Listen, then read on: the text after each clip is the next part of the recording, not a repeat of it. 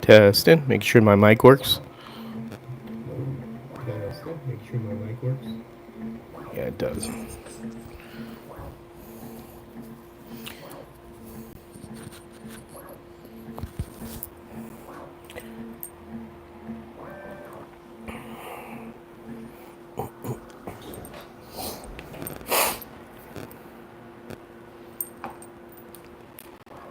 Michael Squire, how you doing?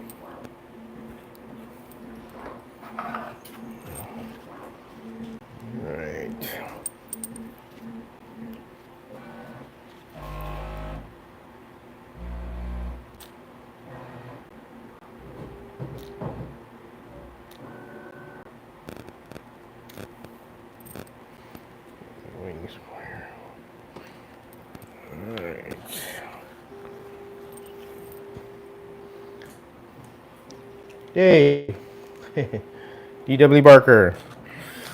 One of my amigos is here. So we have the Mustang pretty much settled and already done our body adjustments on it, and we're happy where we're at. I've approved, Dave's approved, so has Harry. We're just waiting for Harry to approve the chassis that we've made small adjustments to. What's up, Tad? How's your vacation going? So this is the Mustang. It's on urethane tires.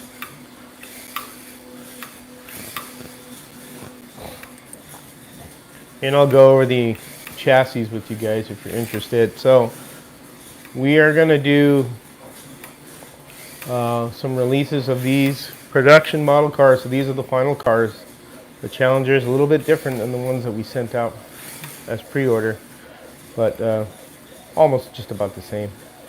But now we have 3 and soon to be 4 series of cars that you guys could, if you want to run a proxy or, Trans Am style or an IROC, whatever the hell you want to do, the cars are going to be available. So within a month and a half, I'll say a month or a month and a half, I think we'll be ready. There'll be 15 cars that are being released each. So 15 of the Camaros, 15 of the Mustangs, and 15 of the Challengers. So we're just making sure we got everything where it should be, and this handles great. I prefer rubber tires on this car, this road course track. Up in the oval, I'll stick with urethane, but when you put a rubber tire on here, an F22 slotted tire, and it's the Raptor tire. Holy crap! Yeah, this thing will handle even better. I'm out of tires, that's why I don't have any for this. The combination of wheels we've kind of ran through are 17 by 10s, 17 by 8s, and 15 by 10s. I think Dave has done. I don't know if he did 15 by 8 on the rear, but you can run different wheel combinations depending on your style and what you want to do. But so far, I think I like for me particularly, is the 17 by 8 for the rear wheel, because it's a little less narrower and you can put a fatter tire on it, and it doesn't give away the look of it having a skinny tire on the back. Still gives that nice meaty look, like the Trans Am cars.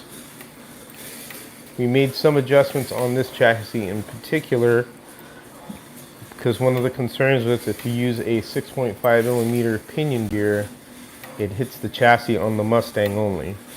So Dave and I asked Dave if he could make a small area that would be like a small section where the gear would be at, to make it like a little divot in there, so that if you run a bigger gear, you won't have it hitting the chassis.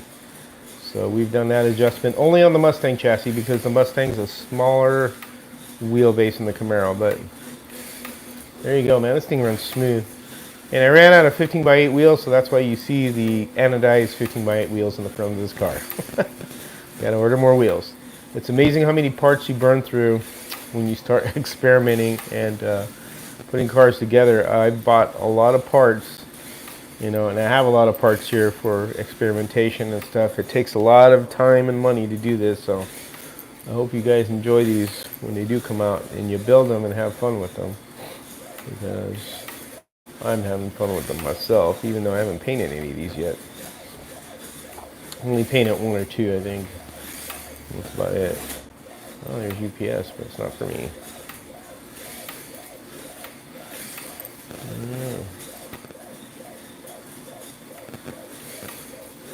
There's the Mustang, and I'll bring it up to the camera. I can show you guys. This is looks really cool. So I gotta, but it's really nicely detailed. The front looks like the Trans Am car. Tires and wheels fit in nicely. And the bottom of the chassis. I used blue filament with a black pod, obviously, because I got different colors I could play with. And there's my dog barking at the UPS guy who is coming up to our house. I don't know when I'm being delivered. I'm gonna have to find out. But stop it, damn dog. And here comes the UPS guy. Maybe it's a big package. No, it's a tiny one. We'll have to see what it is. But there's the car right there. Hope I'm not getting off camera there, but there you go. Looks good. Dave got the interior set up good. And then the Camaro. There's the Camaro. This is the previous chassis. We've kind of done some more work to this chassis. So again, a lot of these ones that I've made, I dump them and trash them because they're no good. So this has the slotted tire on it, the slotted rubber tire. And this one's been pulling like 5.6s to 5.7s on the track.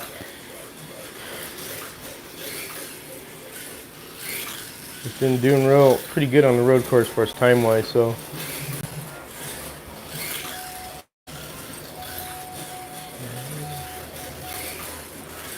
And we got the weight down to these cars. We took in a lot from the interior. I need to probably add weight to that actually because I went too fast around that corner. And again, with proper tuning, you could do more to these cars. Let me clean the tires real quick. And these tires are a little bit trued.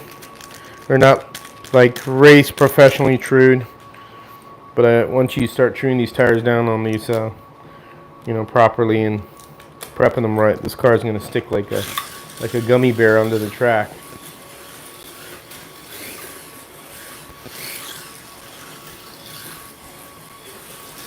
See, it handles real nicely.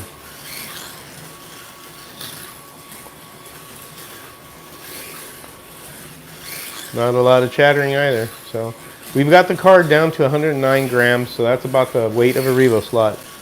I know it's not a metal chassis, but it's resin, so resin's obviously a little denser, has more weight to it. Dave got the the interior down to where it's a little bit lower center of gravity, so it's not so tippy. And I think we've solved that issue a little bit. Though you want to probably add a little weight to this if you want to, if you tune it. But this is doing pretty good with no weight and just some trued slotted tires. A little bit trued, not completely. I'd say I'd have to spend more time truing them. Maybe stick fucking tiger's milk or tiger shit juice or whatever and make it run better. So let's see some questions here. Any Michael Squire. Look at that. I'm on time and first in the room for a change. Oh, you're talking about the chat room. Yeah, you are. Sorry, I'm not reading too well here. I need to try rubber tires on my road course. Yeah, Tad, rubber tires, the slotted tire is good. There's other NSR, there's other brands out there. Just feel them out. It's experimentation. I have a small fortune tied up in parts of these. Yeah, no kidding. Maybe it's slot car parts in the mail. Maybe. I don't know. I'll have to see. I don't know. I didn't order anything from UPS, but it could be my sister's stuff because she orders things too. But I'll check in a minute. So these are let me tell the tires these are, so you guys know. What the hell tire it is. Urgh. Where's the packaging at? I had it here. It's F22 rubber. Here it is. So these are the racing tires, the F22 compound. So they're PT29 tires. That's the part number, PT29. I'll show them to you guys. These are 20 by 12s, and well, that's exactly what I'm using on those cars right there. And these are good tires. I like these tires for a 17 by 8 wheel. Runs in a 7 by 10 if you want to put a 10-inch wheel on there, but I wouldn't recommend it. You'd have to lift the body kind of high. But well, pretty good.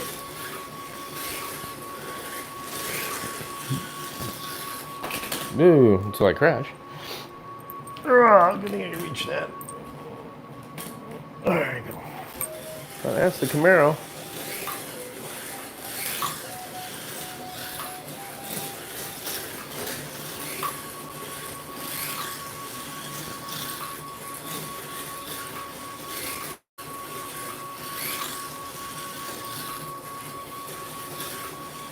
Hey, Broman, how you doing? I saw Broman's post. I saw his finished car. That looks fantastic, dude. I love how you did the interior and all the different things you did to it.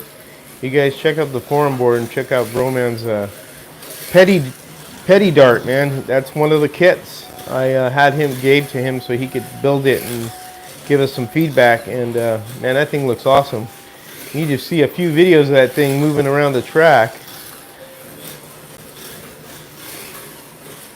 Well, that's the Camaro. Of course, we all know the Challenger. Challenger, we've done more. This is different than what the 10 kits that are out there because we lowered the profile of it to make it more scale to the car. But these are 17 by 8s. I had 17 by 10s, but you have to lift the body a little high and so it doesn't, hit the fender well and stuff. So these are 17 by 8s, but it sits really nicely. And this is the earlier chassis. Oh, a bit too much juice there. See, they take a hit and they keep going, so they don't break easy. I need to clean the tires on. Oh. Now the gearing on this one's a little bit different than the other ones, so I have to adjust my controller. It's the same gearing. What am I talking about? What I need to do is clean the tires. This one's got a lot of pep to it. And tell you, I put more brake on this one, but this one's probably been running a lot more, so it's probably broken in more.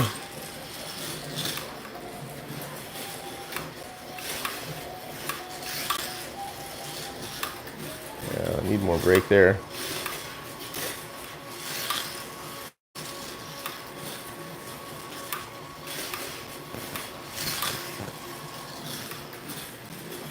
Smooth running car, man. I have nylon gears on this, so I'm using the slotted nylon 36 tooth. And this one I think has, I can't remember if it's the 11 pinion or the 12. I think this one may be the 12 pinion. 6.5 millimeter diameter gear. Ooh, see, I didn't slow down enough there. See, they take a tumble, they take a hit, and they slide. So the wings don't break off easy. But we've been making the wings separate because we're worried about during transit of shipping if it gets damaged. So right now I'm printing 2 pods in the chassis, and I'll go to the bench and show you what I have. UC Soft Cars, how you doing?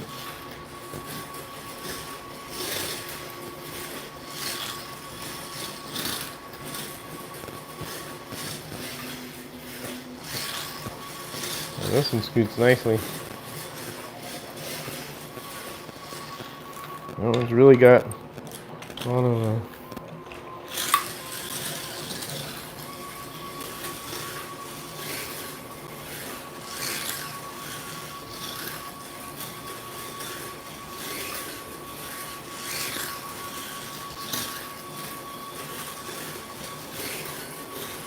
one thing I look at is to make sure nothing's dragging.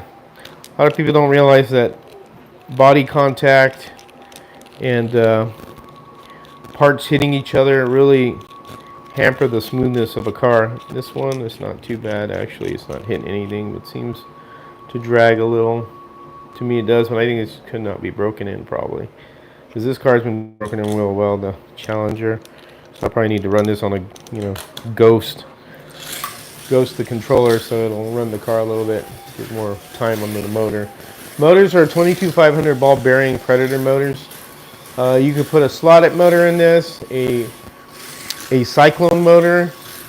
The only thing you can't use, and it's the design of the end bell, is the Piranha motor. The Piranha motor end bell is really different. I think it's a little bit bigger, and it won't fit in the design of the pod that we have it for, which is the end bell size. So sometimes motors are different on the end bell end, but we tried to make it as universal as possible. But you just can't run a Piranha motor. So you could run a slot-it, Predator, Cyclone. As long as the end bells are the same size, it'll fit in there.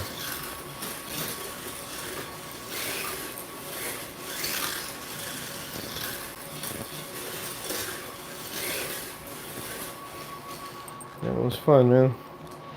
And then we have also our 3A 3D kits. Remember the dirt track cars. Oops, almost pulled my controller out walking. The dirt track cars are available right now. So this is one of the kits. This is the 57 Ford. So this kit's available. If you want to get this kit, that's the body, the interior, the chassis, and the pod. That's all that comes with it. You put all the running parts, and these cars run really good. This is 15x10 wheels, Paul Gauge 22 166 FF, I think it is. This is an inline car, but great dirt track car, and that's what they are. If you want to put different tires and make it a road course car, you could. This is runs pretty decent. Actually, make how you doing there? Yeah, what's that? Hanola Photography. I've seen you before. How you doing? You should make an oval UFO. Well, Hanola, upstairs, right above me, I have another track. It's an oval. So I don't know if you've seen my page, my channel. If you look on my videos, I do have an oval upstairs. So if you later on want to check it out, there's a couple of videos I've done about my oval up there. But I do have a 4-lane oval upstairs. That's hangar 1, and this is area 51, the road course downstairs. So that's what we're talking about, these dirt track cars. Definitely have an oval. I love ovals. It's cool having 4-lane oval. I need to clean these tires a little bit. There we go. There we go, that one. So these ones are available on the Petty Dart, the 57 Ford, the 55 Chevy, and the Ford Falcon. So if you guys are interested, go to Slot Car Corner. The kits are there available. There you go, clean tires, happy tire. See how that handles better. Tony Tibbs, how you doing? I can see you there. Nobody's home. How you doing? Any idea when they went to scratch? Because you'll have to ask Steve on that one. I suggest you email Steve Sawtell at Slot Car Corner, or give him a call and ask him when they'll be available. And because I don't know about that, to be honest.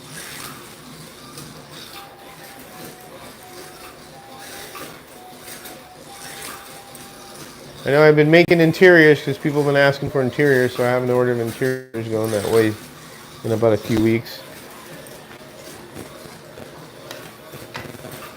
My sign keeps falling.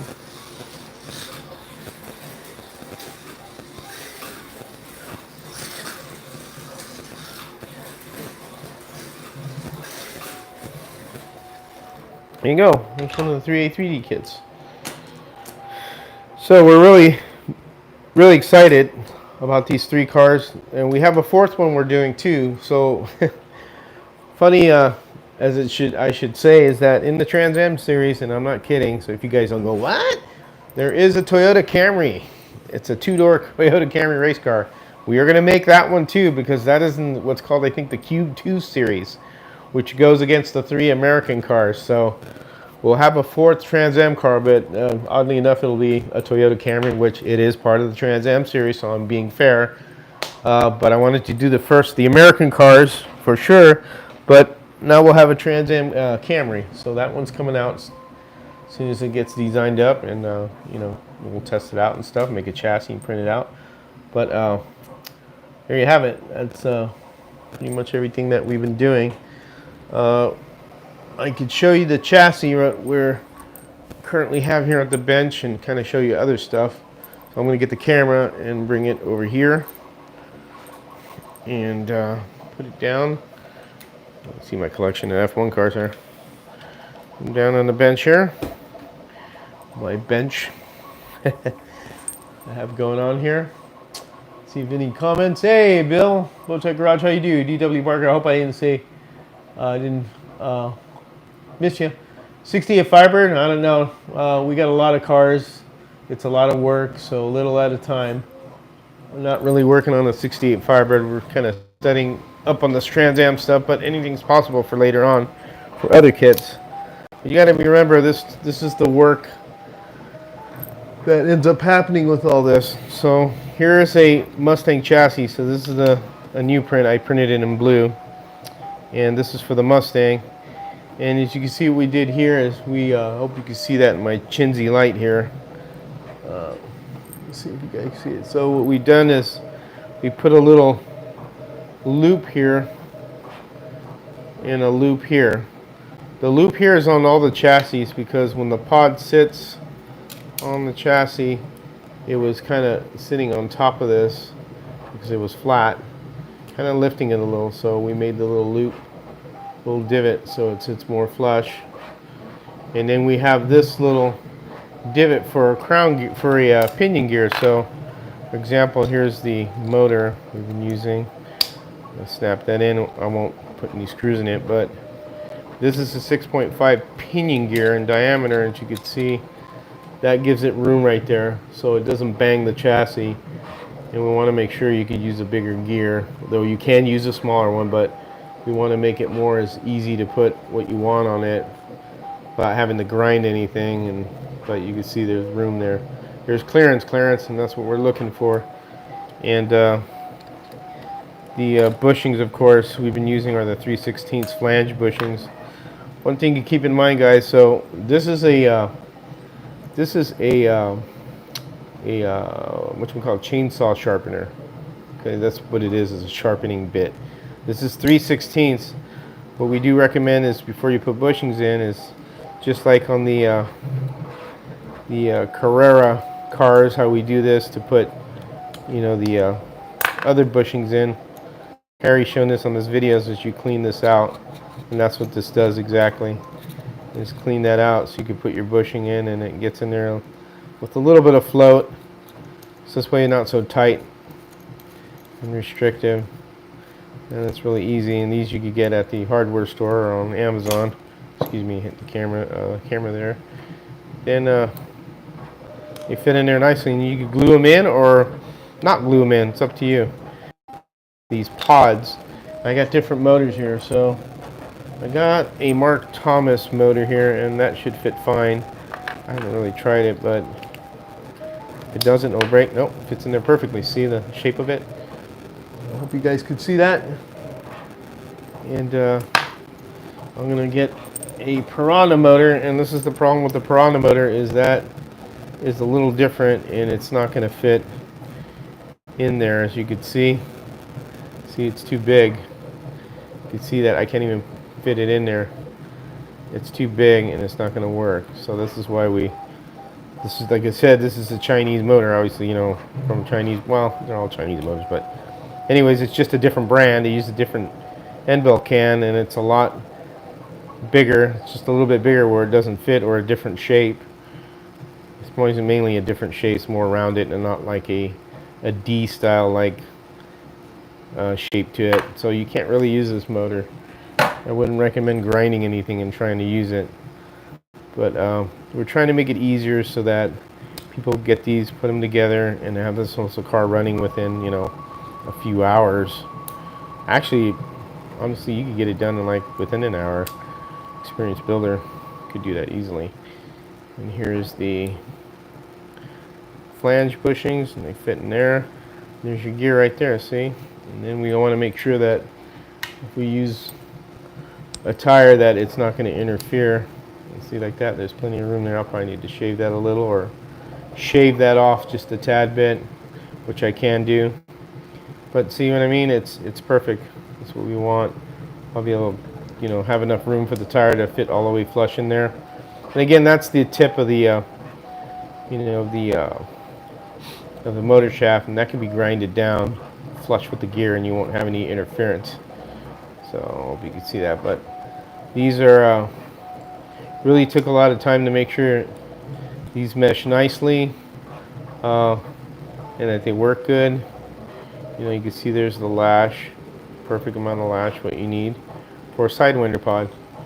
And a lot of love went into doing this, and a lot of patience from Dave and myself with testing and going back and forth to see what works and what doesn't, because sometimes you run into a problem and you start looking at it after you build it, or the problem develops after you've been running it a while. And we also made sure there's clearance right here, which we had to do a change also, was between the axle and the motor. And thanks to Jeff Greco, he's the one that pointed this out.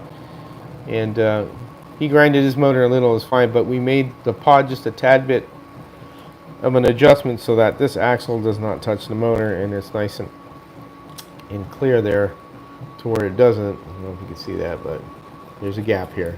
So these axles will work. So G36 axles. But that's just showing you a little bit of what's going on and how we do it. And then of course that sits in there, and you have your your pod action there.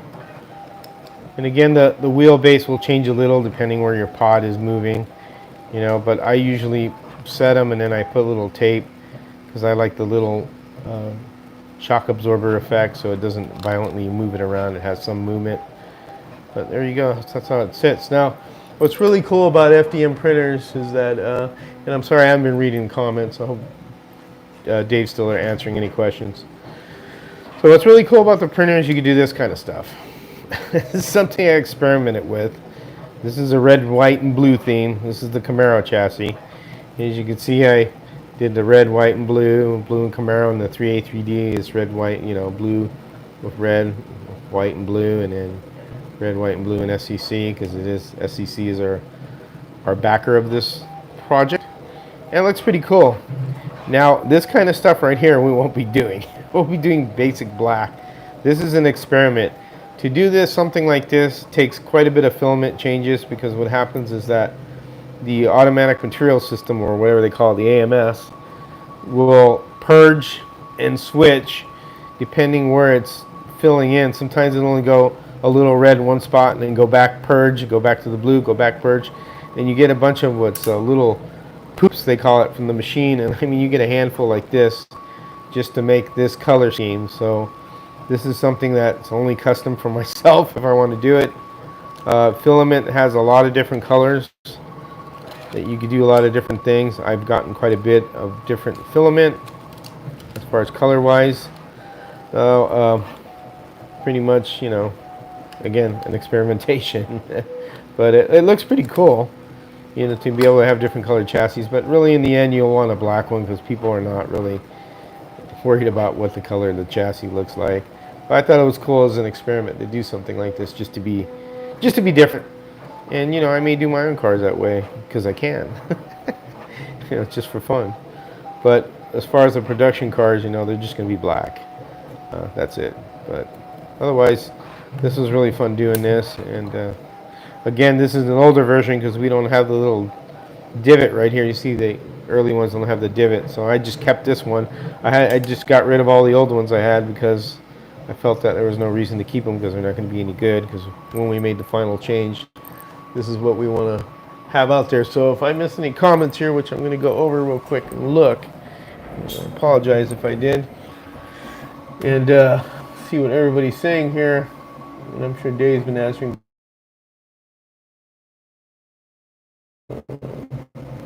Nobody's home or is ID Hanola.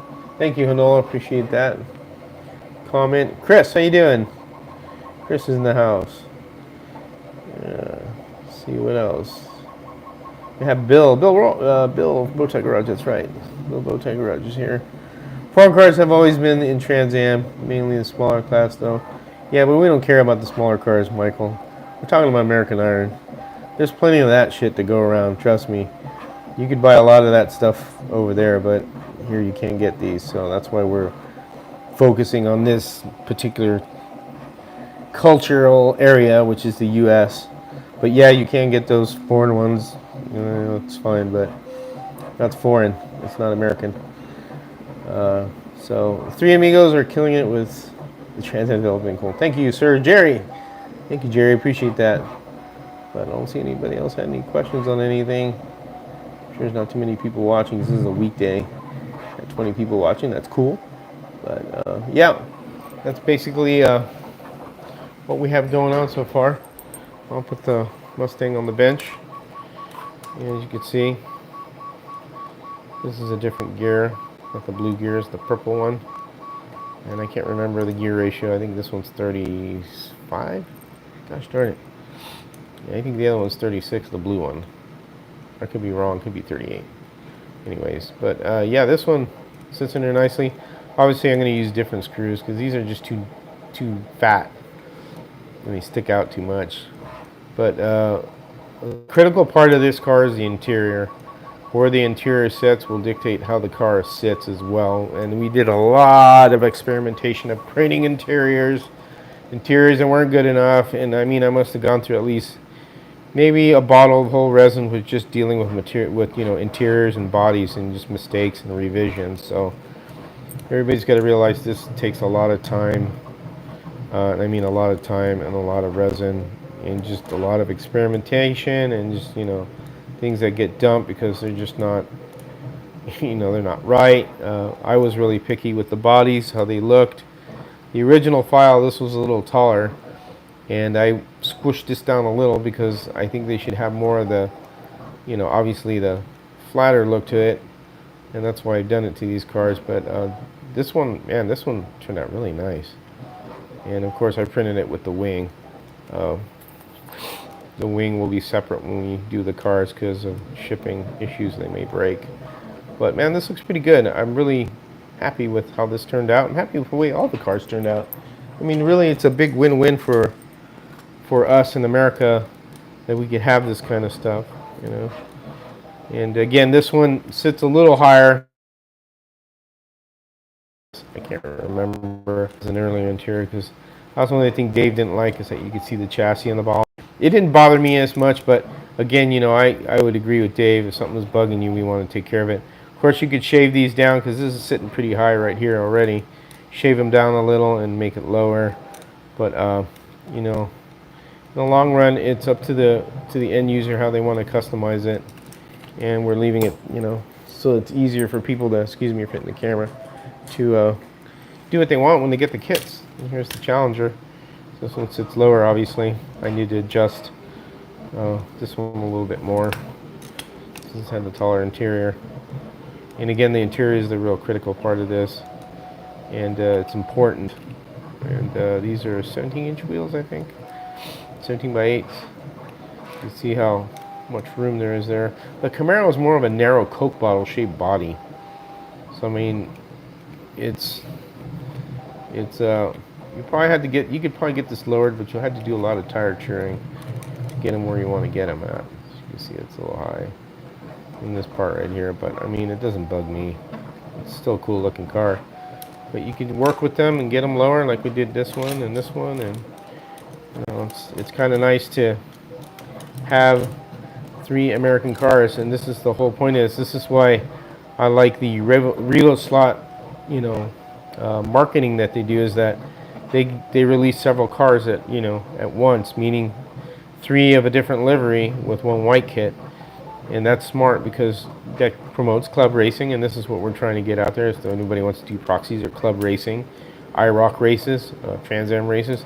There are going to be 4 different models that you could, have fun with. It just makes it exciting by just releasing one car and then going, here you go. But you have no one to compete with each of the cars. It's just one car by itself. That doesn't make it that fun, because you want to be able to have the competitor cars to go against each other, and that creates, that kind of stuff that people want. So we burned a shit ton of material getting just right. You sure did, Dave. both mechanically and aesthetically. That is right. That is. We did a lot of that work. I mean, it was a lot of work, but all of us are really proud of what we have here. This is really a fantastic thing, because you're not going to get these cars from any of the big manufacturers, because, like I said again, and I'll always say it, it's a culture thing. Here in the United States, this is the cars we like. We love European cars as well, don't get me wrong. All the old stuff that I have a bunch of them in cases too. But there's no American style cars like this, so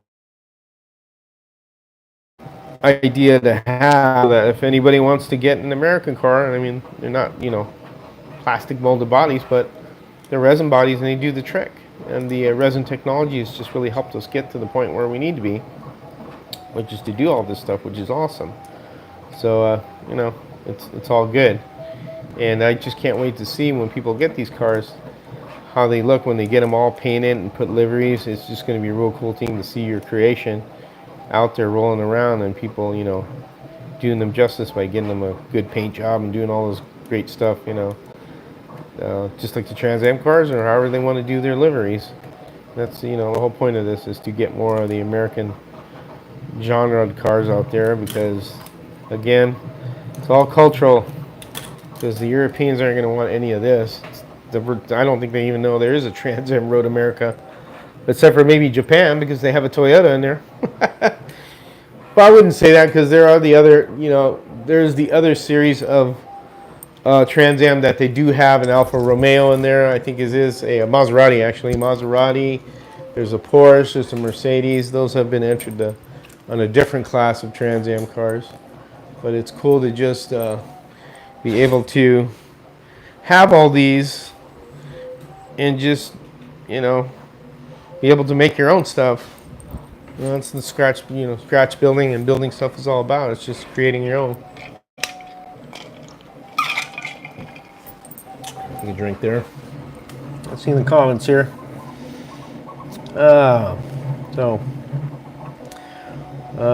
Jerry, Chuck and Dave, thanks. Michael Scar, will those engines work for you?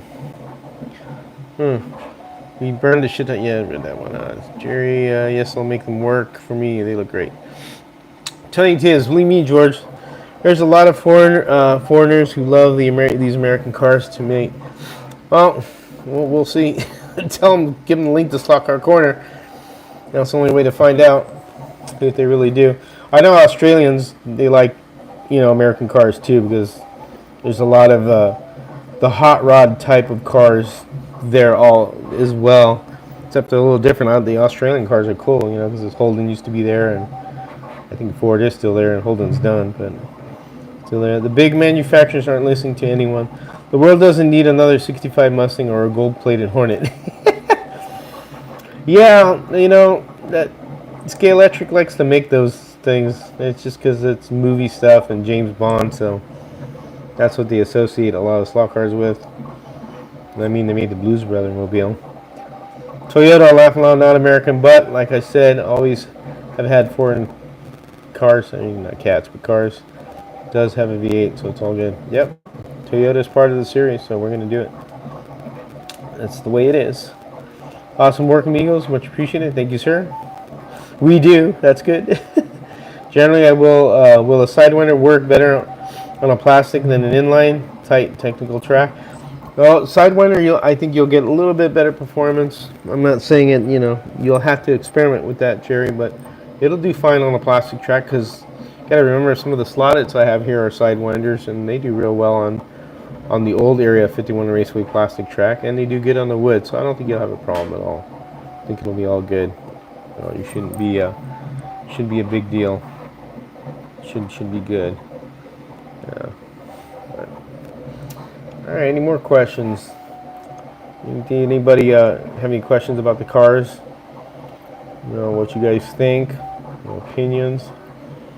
Well, I'll just have to get them out there soon and see what everybody's verdict is when they get done.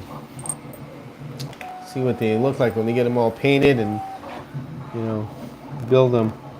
It's interesting to see how everybody puts together their own car to see what they use and what little ideas they have to make it better. Then that's what the feedback cards that I've sent to have people make an evaluation. Thanks to Broman, Jeff Greco, and then we have Tad. Those guys have already built those cars. I really appreciate that. They gave us a lot of valuable information.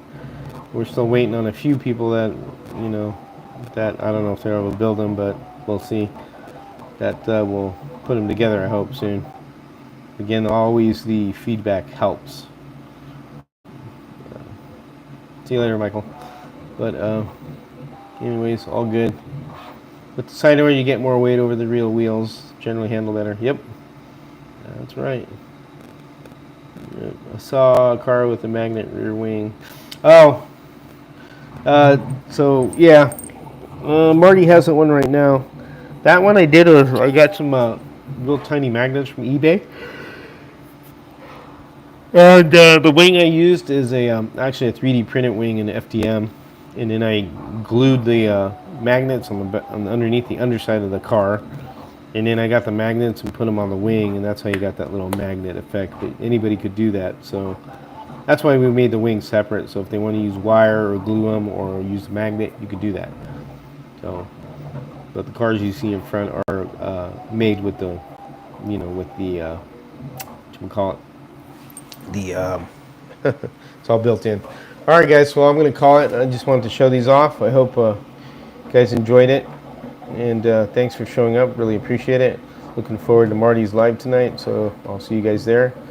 And like I say, you guys take care, and you have fun racing.